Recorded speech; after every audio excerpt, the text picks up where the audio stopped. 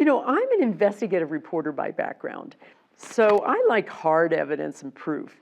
And I wanted to test the power of intention. I'd heard a lot about law of attraction and intention, and I really wanted to test it to the limit. So I set up these big intention experiments, but I also wanted to see what would happen in a workshop setting. So I didn't know what to do. So I just thought, well, maybe I'll put people into groups of 8 and see what happens. And I figured it would be a feel-good experience. I thought that would be it. They'd send intention to a member of the group with some sort of health challenge. Everybody'd feel a little bit better, and that'd be it. So I did it on one day and asked the people to come back the next day and report on how it was for them. They lined up, one by one took the microphone, and each of them had a story like yours. Lifelong IBS gone.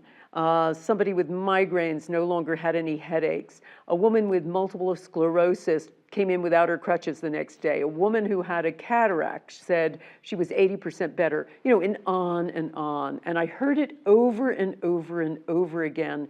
And actually, the reporter in me was upset by this because I kept saying, I'm not a healer. I'm doing these big intention experiments. These are going to undermine my work. And so I kind of buried the lead of the story, as a reporter would tell you. And for many years, kept running it, but wanting to document it, understand it, study it, and in a way denied it. And it was only when I realized that, hundreds, maybe even thousands of people were having these experiences in the small and large groups that I really sought to talk about it and write about it, but also to understand it and to look at it from every angle, whether it was brain science to even the early Christian church.